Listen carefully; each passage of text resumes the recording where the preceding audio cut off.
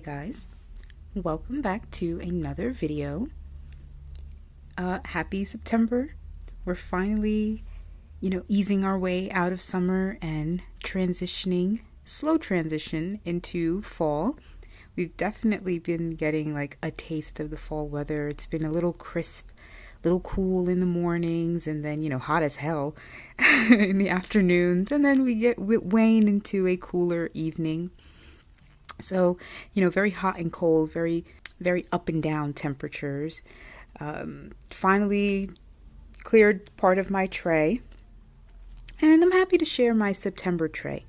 A lot of this tray is going to be a bit of a mix, hodgepodge, like, it might seem a little random when looking at it, but, with fall and the transition of seasons, it's kind of hard to pick and choose what fragrance, it's kind of hard to pick and choose what fragrances I want to wear in this transitionary period.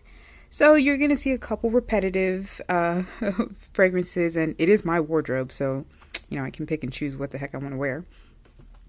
And a lot of these I think will wear nicely in that, up and down weather stage.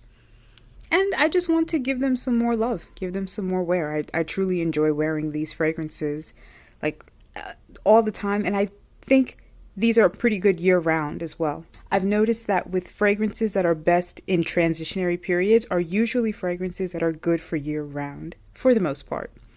So I'll be a little quick with with some scents that I've had or that I've mentioned before. Like, as you can see in the corner, Mont Blanc Signature, which is a very nice, bright, fruity, creamy, citrusy vanilla scent. It smells like a really, really nice, clean lotion. Very nice. I always say that this is actually a great signature scent. Great for transitionary period, great year round. So I'm keeping that on my tray for September.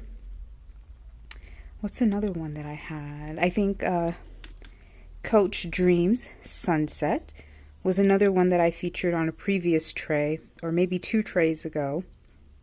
2 months ago. So this is another really nice, fruity, floral, slightly vanillic scent. I think it's great for transitionary periods. I think this is another great signature scent.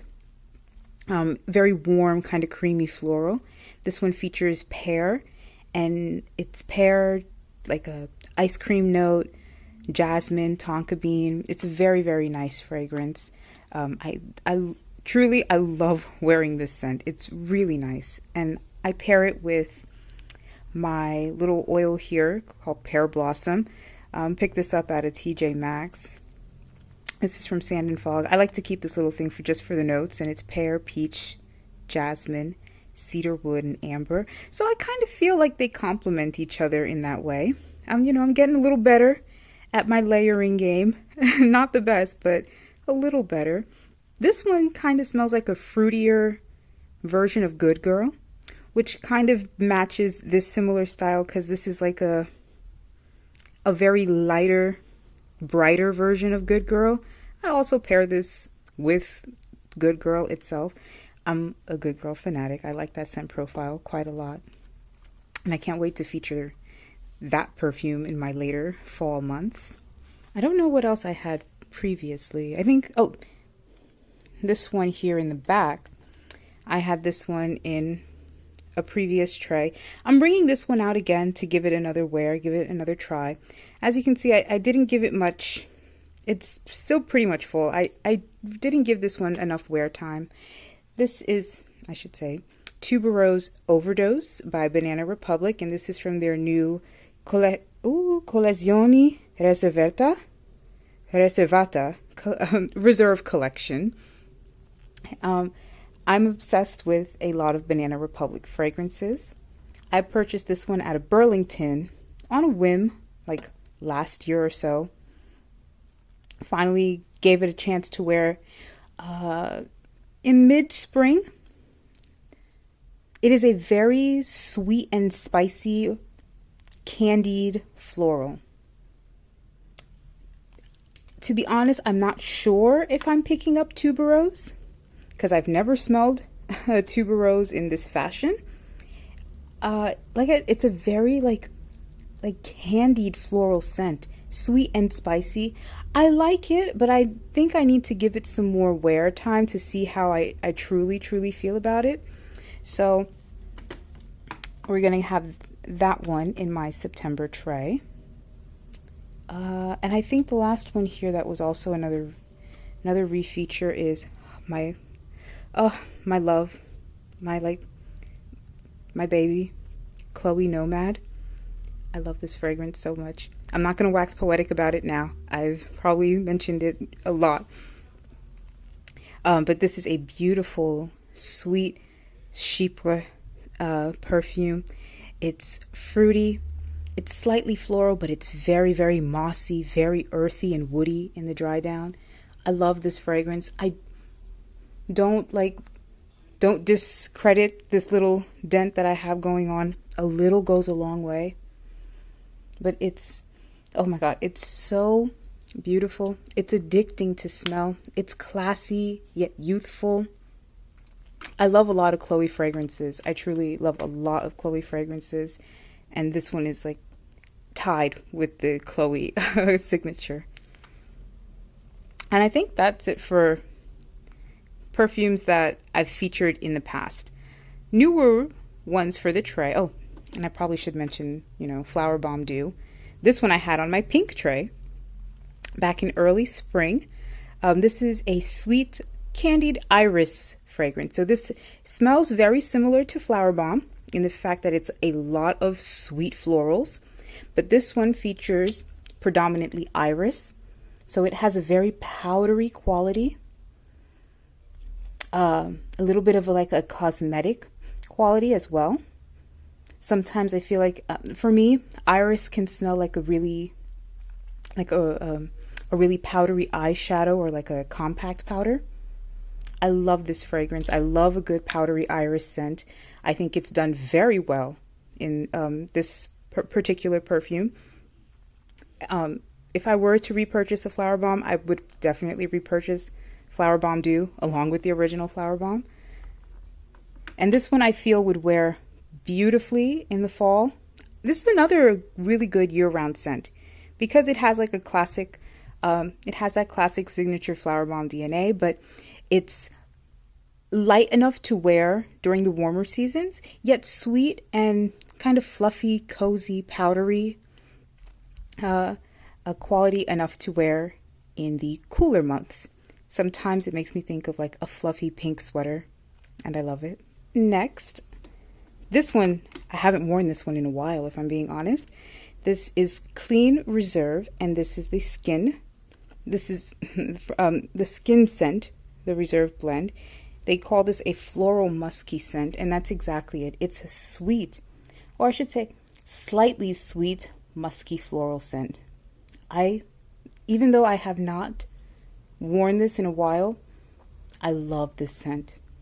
It is a very good skin scent. Like when I smell this, I truly think of clean skin. This is going to sound so weird, and if this seems like a little TMI, I'm sorry. This smells like clean, sweet, intimate skin. Intimate when I say this. Like, let your imagination run wild when I say this. Like, you've stepped right out the shower. You're cozying up with that special somebody. And you smell the muskiness of them. A very intimate scent. It's sexy in a way that is unconventional, that you wouldn't imagine. I mean, the same way that, smelling clean, unadulterated skin, intimate skin, can be sexy. It's a very personal scent. I really appreciate this one. I like this one a lot. I like it more than the Skin and Vanilla because of how, how should I say? Because of how unconventional this seems, Like when you smell it, you wouldn't expect like it's called skin. It just smells, it doesn't smell necessarily like a perfume. It smells exactly the way that they are marketing it. And I really, really appreciate that. I This is another one that you can wear year round. I think this would work well during warmer months. A little goes a long way during the warmer months because it does have that sweetness from, I think, tonka bean. And I think it's really nice during the cooler months because of how clean yet warm it can be. My favorite fall floral. This is Burberry's London. And this is a beautiful bouquet of jasmine, tiare flower, I believe gardenia. There's some citruses in the opening. There's some wood in the dry down. It is a beautiful bouquet of white florals that is still perfect for the fall season. I don't know what it is about this one. It's a very universal floral scent, and you can wear florals all year round. But for some reason, I love to pick this one up during the fall season. This particular perfume, I find, is somewhere in that spectrum of 2000s white florals, where if you would have had Juicy Couture, like the OG Juicy Couture, on the lower side of the spectrum, if I'm, just for the purpose of like describing, if you have the OG Juicy Couture on the lower side of the spectrum, where it is jasmine but based with a lot of sweetness and like a caramel note in the dry down, you would have Burberry London in the middle of that. And then on the opposite side of that, perhaps towards the higher spectrum of it, you would have Christian Dior's Pure Poison, where Pure Poison is a very elevated white floral that's based with a lot of wood and has a lot of bright citruses up top. It's beautiful, beautiful jasmine fragrance. Like I said, Burberry London would fall somewhere in the middle because there is a bit of sweetness in this fragrance, similar to Juicy Couture, but I feel like it has a cleaner and slightly like creamier bouquet of white florals that bright citrus opening that leans towards like Pure Poison. I love this fragrance. I love wearing it towards fall. I think this little jacket that this bottle has is absolutely cute. It makes me think of a very chic Burberry trench if a perfume bottle were to wear a trench coat. And it seems very appropriate for the fall season, where you have cooler mornings, hot afternoons, and cooler evenings. I think this is one of those fragrances that'll take you day and night. Another perfume bottle where it has an adorable wardrobe is Another Love. This is Tuiles d'Hermès. This is a beautiful, spicy white floral fragrance. This one has top notes of ginger, which I absolutely love. It has jasmine. It has some wood and patchouli in the dry down. This is a very spicy, powdery white floral. I find that this fragrance is classic, yet quirky. Kind of like how the bottle looks, how it gives like a very quirky, kind of retro vibe, almost a little mod. That's what this fragrance makes me think of. It makes me think of a classy young woman who dresses in like chic retro fashion. It's powdery, it's a little spicy, it's very floral, it's fresh. As I'm smelling this, there's something slightly creamy in it as well, like something that might smell like a lotion.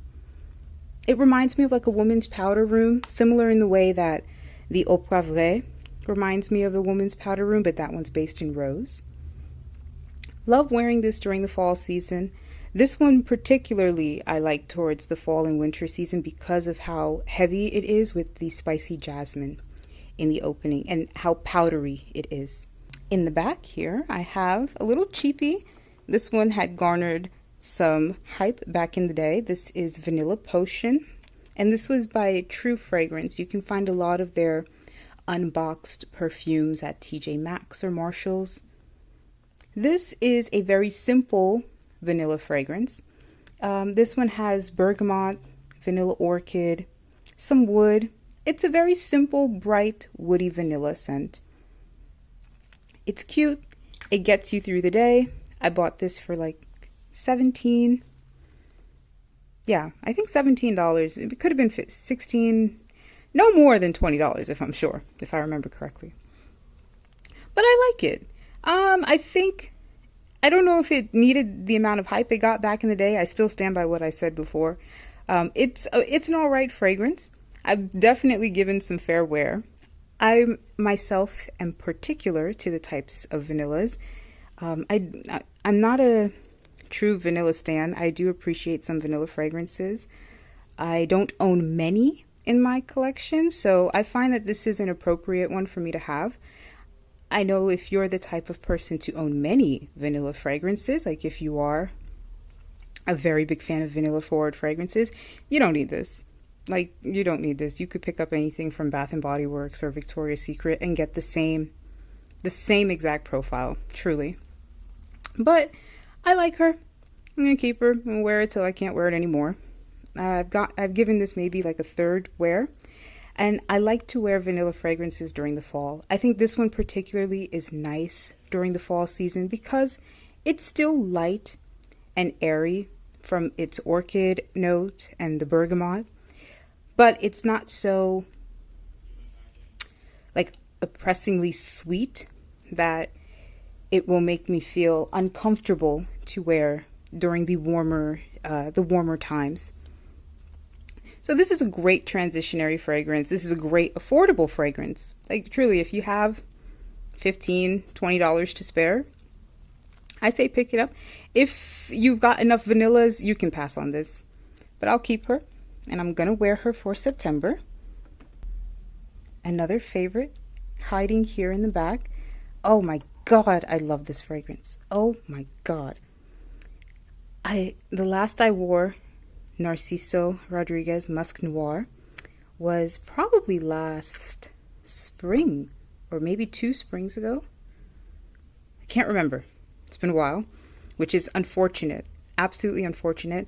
But part of me does not want to go through this perfume so quickly because I know I would.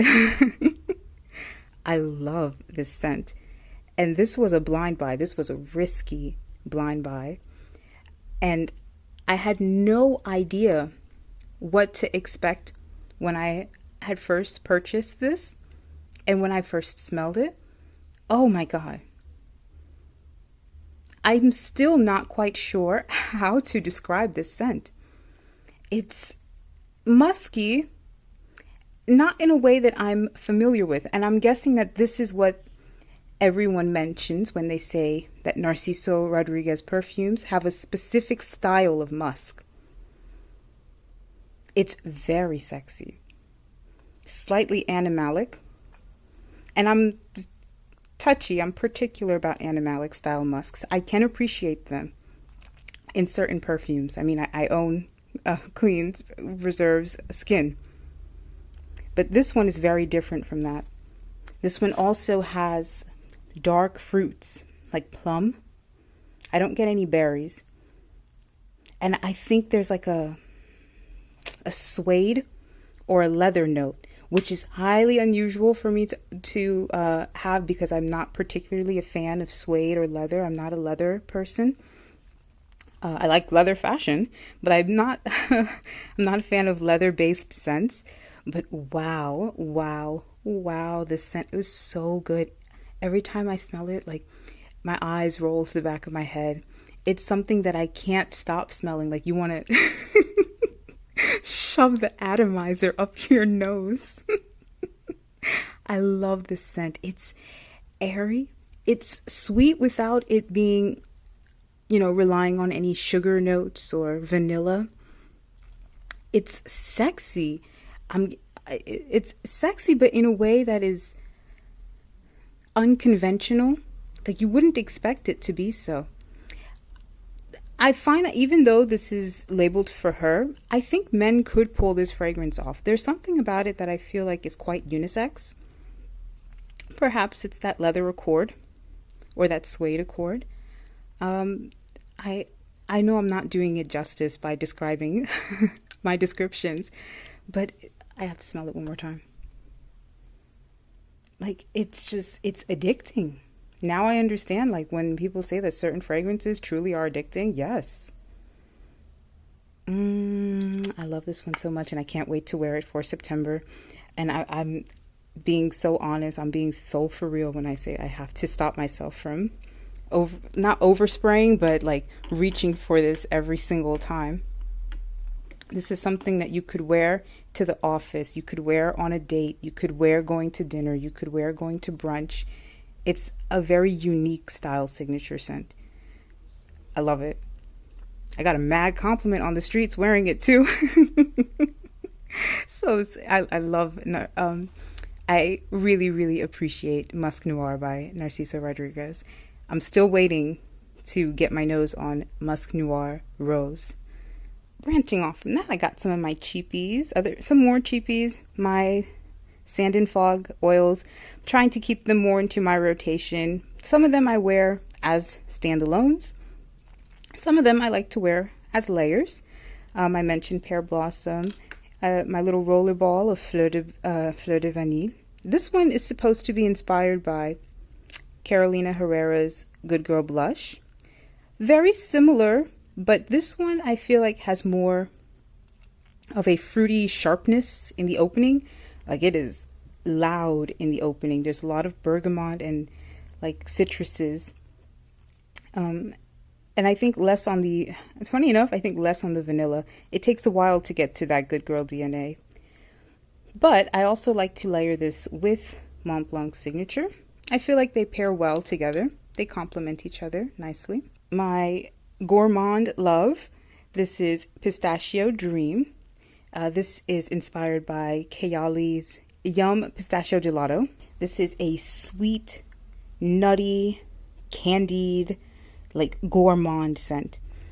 It's gourmand, but it still leans towards perfume. And I will say, compared to Yum Pistachio Gelato, this leans more nutty, like towards the middle journey and towards the dry down. You really get like that nutty savoriness that pistachios can give you. This one also has more almond, so it's a little more powdery than Yum Pistachio Gelato. I love wearing this fragrance. I think this is a great little scent. I've never smelled anything like it. It's a very unique scent. I will give Kayali that. Like, that, I've never smelled a perfume with that particular scent profile. Any nutty perfumes in that particular scent profile. She definitely created a trend in that. I think this wears great for fall and winter. And maybe like the early spring. This is too much for me to wear during warm season, so this might be something I'll reach for later in the month. Last but not least, this one, I don't think I've actually featured this before because I bought this in that one period in time where I was shopping heavily. I picked this up maybe last year or so before I went on my little no-buy. I feel like I keep mentioning it every single time. I'm sorry, guys. I just have to like give you a time frame. And this was kind of sitting in the bottom shelf all the way to the back, and I, regretfully forgot about it. This is Lilac Wine from Sand and Fog. And did I purchase this because it reminded me of the song Lilac Wine? Yes, I did. Is that an absolute shallow reason to purchase something? Absolutely.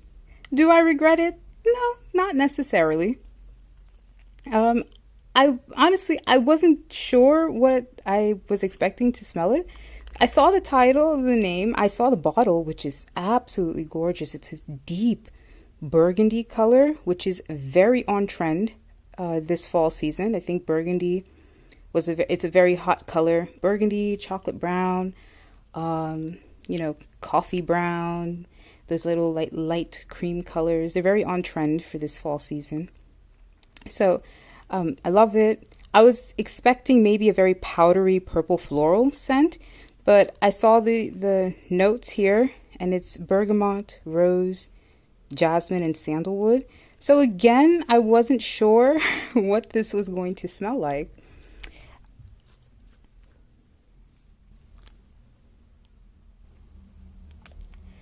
And I checked online on their website, and they said that this is supposed to be inspired by Mugler's Alien Goddess. Now, I've owned Alien Goddess. I decluttered that. I gave it to my sister to wear. I like Alien. The Alien Goddess was all right. I felt like I wasn't really like blown away by the scent. It was coconut water, jasmine, and vanilla. It was okay. This doesn't smell like that, like at all. I don't know, even like the notes, I don't know where they're saying that this is supposed to be inspired by that. To be honest, this kind of smells like a fruity jasmine. Maybe a little hint of bubblegum. Now, I'm just smelling this straight out the bottle. I've even worn it on my skin from time to time. I don't think this smells like Alien Goddess, nor does it smell like lilac wine, unfortunately, because that would probably be like an incredible scent. Like an incredible scent. But I will keep this. I'll wear it from time to time. I still think it's a very nice scent. Like it doesn't stink. It doesn't smell bad. It was just an impulsive purchase, but she is in my collection. She does look beautiful, especially in the burgundy dropper, and she smells nice. That particular fruity jasmine scent, I think, will wear nice during the fall season. I think this kind of gives me that same scent profile idea to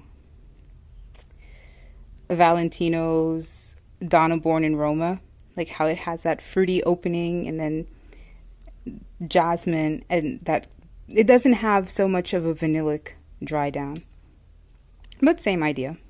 So that's my tray for September. I know it's not aesthetically pleasing anymore. It's a hodgepodge mess of fragrances, but this is actually how I like to build my tray. I usually build my tray based on vibes and the weather. So we're going back to, returning to form. Let me know what you guys think. Talk to me in the comments below. What are you guys wearing for your September tray? I know a lot of people are going to be busting out some of their gourmands, a lot of their vanillas, apple forward fragrances. So talk to me in the comments below. Give this video a thumbs up if you did like it. Subscribe if you want to. I'll always appreciate it. And I'll see you in my next one. Bye.